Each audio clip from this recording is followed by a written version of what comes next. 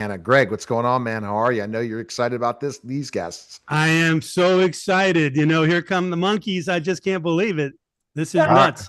One of Well, my favorites. our guests today are Mickey Dolence and Amy Dolence, and I'm excited about rolling out. The book has come out. We're going to talk about it, but Greg, you go with the first question to kind of lead into this whole thing.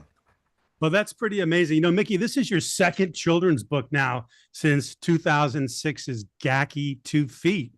When did you first come up with the story and the concept for anthropomythology? Well, I've always been, frankly, a science geek. All the sciences, but particularly physics is one.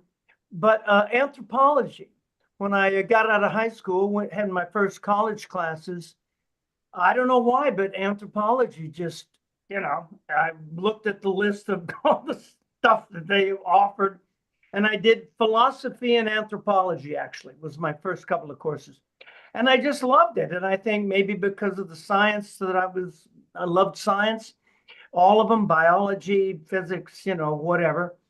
And it just stuck with me, I guess. And so when my nighttime reading, even to this day, are physics books. Um, so I don't remember exactly the moment it happened. Oh, I do actually. There was a publisher, agent, somebody just back then that said there were a lot of celebrities were doing children's books. And he said, well, why don't you do one? And I said, well, I don't have any idea. I was lying in bed one night and it just like came to me in a vision. It was like, whoa. I thought about, because I guess maybe I'd been thinking about humans becoming bipedal 6 million years ago. And I was fascinated with the Lucy skeleton that the Leakeys discovered. And all of a sudden I went, whoa, I wonder what it was like that moment in human history. And I coined the term anthropomythology, which is fictionalizing, as it were, imagining what those seminal moments were like in human history. And I thought of a few of them over the years: fire, the wheel, but I settled on this first book, Gacky 2 Feet, about the first hominid, Australopithecus ramidus, if I'm not mistaken, who walked on 2 feet. But people made fun of him because he was weird because everybody else was on 4 feet. And long story short, he saves the day because he could walk on 2 feet. And that was the first book. That's how I got into it. Yeah. That's Wow. awesome. You know what, Mickey, I'm kind of, and then I'm going to have Greg follow up. It's just, how do you have time to write children's books when you're still really touring and traveling and doing all this stuff still? You're just still going, busy as can be. Well, actually, you answered your own question. Um, when I travel, the work is the travel, not the show. They pay me to travel. I sing for free. I do a 2-hour show. The other 22 hours of my day, I'm traveling or in a hotel or a car or a plane or something. So that gives me a lot of time to do other stuff. And that's your answer. I mean, I have a lot of spare time on my hands, especially when I'm traveling. When I'm home, not so much. I got all the maintenance stuff and keep, all the stuff you do at home. But when I'm traveling, going back east, 6 hours on an airplane with nothing else to do. That's perfect. You make perfect use of what Tony Robbins calls net time, no extra time. It's that perfect traveling time. You're getting real stuff done. And there you go. So Mickey, real quick, you've done several readings, maybe a whole series when Gacky came out at kids schools. Are you planning on doing a tour like that for kids schools again for Lala Tutu? Yes, probably next year. It's too close to the holidays. I wanted to get the book out. Amy and I wanted to get the book out for Christmas, which we just barely managed to do. So yes, next year, I absolutely plan to do some readings. As long as Amy is up for it. Do you think you could do that, Amy? Yeah, I love that. I love reading to children. Oh. So much fun. I have my little nieces and nephews, so I always love bedtime. So how do you love working with your father in these projects? It's got to feel Oh, great.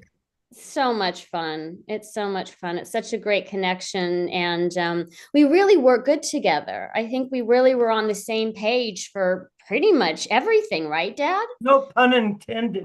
Yeah, on the same page, exactly. But Well, we really absolutely. were.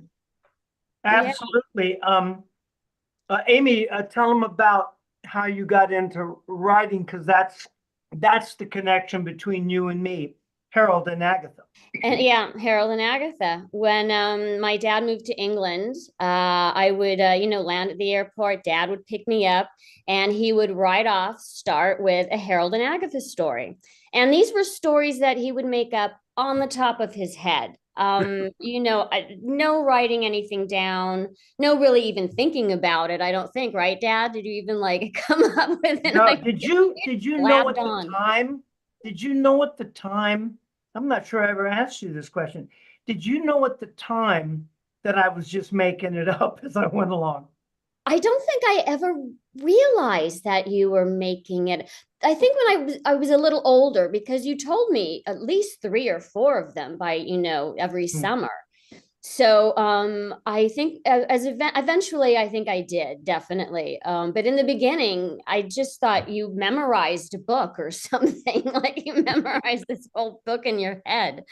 So he started on the way, back to his place, and we spent the summer together. And every day I'd get a little bit more of the Harold and Agatha story. And then on the way back from to the airport, going home, and I just kind of thought about this last night, Dad. I didn't tell you about this, but it was so surreal and so kind of sad in a way because it was ending our time together, the end of the summer, me going home. And it was also ending the book, ending Oh, that story. So it was kind of, yeah, I know it kind of sad. I thought about that last night. And Amy, you illustrated that book as well. Is that right?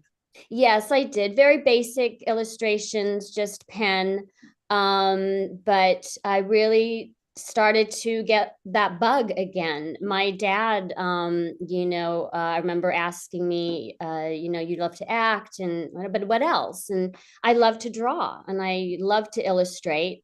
My dad actually made me a beautiful light box when I was younger, probably 16, maybe, and it was absolutely gorgeous. He carved my initials in it and everything. And I just always loved to draw. And when I moved to Vancouver, I just wanted to kind of, get out of the acting a little bit. And I went to school at Emily Carr, and I decided to get my certificate in children's picture books and illustration, and just fell in love with it all over again. Oh, that's amazing. Real quick, Mickey, is it your love for anthropology that gave the monkeys the name for the group? no. The Monkees was the name of a musical comedy sitcom that was piloted in 1965. In fact, this week, as we speak, 60 years ago, we did the pilot in Del Mar, California, 60 years Beautiful. ago this week. No, it was a pilot of a television show, actually spelled normally Monkeys on the original script, but some legal beagle at Screen Gems television must have said, "You'll never be able to trademark your merchandise unless you switch you spell it differently." That's when it became But this is long before I was cast in the show. Remember, the Monkees was not a group. It was the cast of a television show, a musical comedy television show, kind of like Glee was 40 years later. Yeah. And I was a huge fan of that television show. And my fiance, Vanessa Swedish, is as well as my business partner, and the whole family connection. So, Amy, how do you kind of work that family connection? Because you are the expert more on the children's book side. but Mickey is the idea guy. Is that how it Yeah. works?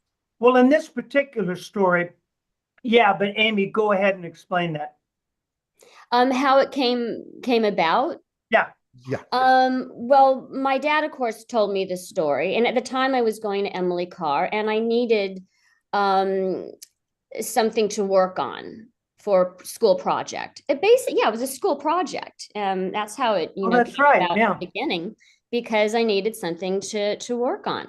And Dad told me this story, this great idea, and I loved it. So I just started, working with it and going from there and figuring out, which is the hardest thing to do in a way, is putting the picture to the words. So, and that was my project, is putting pictures to the words. So I decided to go with many different mediums at first. I tried everything, and then I ended up doing a watercolor because I love the looseness of it. I love the texture of it. I just thought it really fit the story, the look of the story. So that's why I went with watercolor.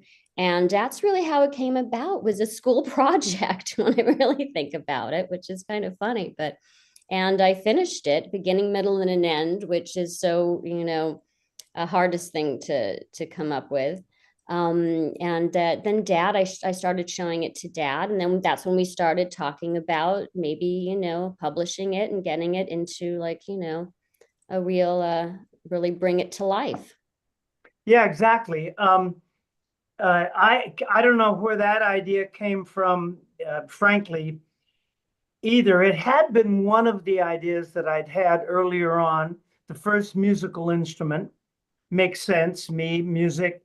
And I had stuff, like I say, my interest in anthropology. I'd heard about this Neanderthal bone flute years and years ago, discovered in a cave in Slovenia or somewhere.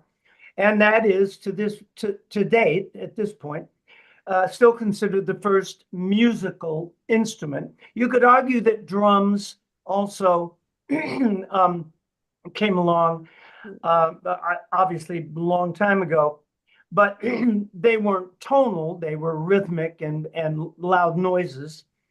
So I picked this bone flute and how that happened. And that's the point of anthropomythology, making up this a story. And in this case, it's a little boy named Lalu Toot Toot, and he's called derisively by all his friends Lalu Toot Toot, because all he does is go down to the riverside and listen to his favorite friend, this bird called Fleet, and Fleet goes toot toot like a bird, and he would mimic the sounds on this little bone flute that he had made. And he would, because that is one of the anthropological theories, that a lot of musical instruments came, and singing and sounds came from mimicking animal sounds, especially bird song or things like that. There is some evidence or hypothesis of that. That mimicking birds, so maybe to attract them as prey, like a duck call, right? That's what I'm thinking. Well, duck calls probably existed way before the modern one, but that is possibly one of the the reasons that you were mimicking the sounds of animals to attract them, or maybe scare them away. Who knows? Yeah. But that's essentially where the story came from. Oh, wow. The illustrations are beautiful, by the way. Oh, Yeah, I you. was looking at just specifically just the cover, and just unbelievable. And so that Thank back and forth. Do you. you help in the story at all too, oh Amy? yeah, She won't. She doesn't like tooting her own horn. She she helped enormously, especially well, when I did Gacky 2 Feet. I had the editor had assigned me an artist, which I approved, and he was wonderful. But in that case, I had an editor, and I learned in Gacky 2 Feet that if you can tell it in a picture, then you don't need the words. You don't do both. the words do a certain thing, but the pictures, the illustrations are what make it a children's book. And I learned that in Gacky 2 Feet. So when Amy got involved, she'd already learned that at Emily Carr. And so Amy was kind of the one that said, well, we don't need to say, because my story probably went on and on a little bit. Yeah, it was long. It definitely needed to be like edited and cut down. But I do have to say one thing which I thought was pretty funny. The end of your story that you wrote, Dad, you had the cave dwellers killing the bear. And I just remember that so well because I'm like thinking to myself, okay, am I going to be like splattering red paint across the page or something? I don't know. I just don't see this as a real good, children's nighttime story, bedtime lullaby kind of It was book. supposed to be a nightmare inducing. I know, because I feel like going to sleep and waking up and like, ah! That's right. I forgot about that. Yeah, I came up with the idea of putting the bear to sleep in a very calm and peaceful way. Okay. All right. Go ahead, Greg. Right. Well, do you think this would make a great children's cartoon series? Wow, good question. Yeah, good question. We haven't really thought about that, huh? Yeah, I clicked on the wrong thing. Now I can't see anybody. Can you still see me? Yes, Yeah. we can. Yeah. Yeah, I can see you. We still see you. Oh, I know. I clicked on something stupid. Yeah, absolutely. I thought about it with Gacky 2 Feet, actually.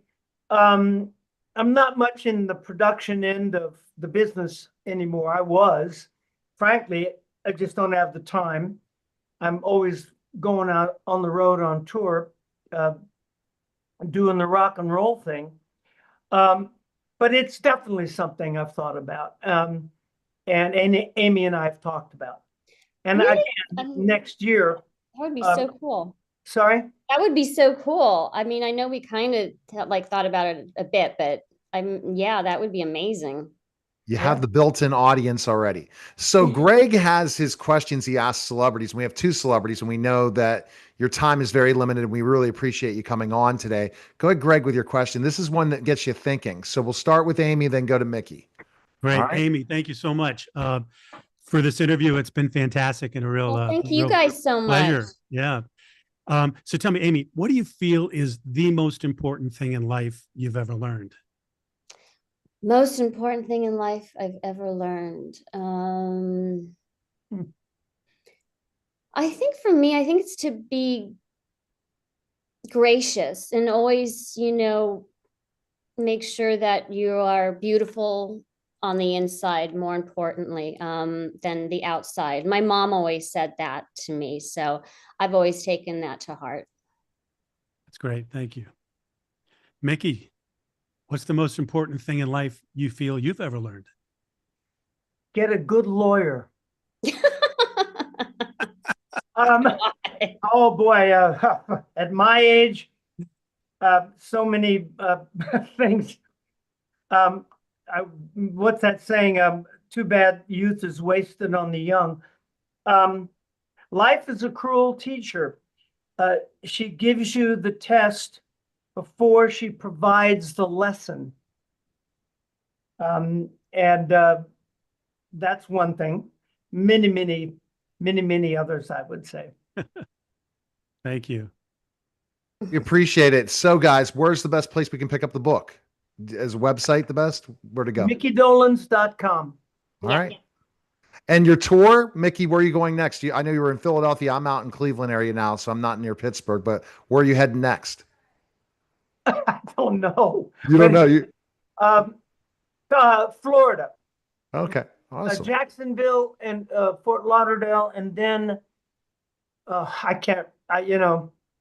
I just get a boarding pass and You're the right team, that's for sure. Well, we appreciate it, Amy. And Amy, do you have anything new going on with you? Just the book right now, or are you doing any acting still? Or Mhm. Not so much acting. No, I'm just still doing some artwork, working on another book and a couple of other art projects. All right. Well, that I'm fantastic. doing. Yeah. Well, we appreciate it, guys. Thanks again for the time. thank Thank you. you. Thank you so Be much. well. You're Take welcome. care now. All right, Thank that you, was a guys. special Bye. that was a special simulcast to the Greg, Neil. Wait Yes. a minute, Greg. I gotta know, where are you? You look like you're in a set for a horror movie or something. It This looks is really cool. the Grotto wine cellar in my basement. Oh my Wow. God. Yeah. With the whole door with the red light and stuff. Yeah. You look like one of those computer games in the room, you know. Yeah. How to get out of Trying to the get room.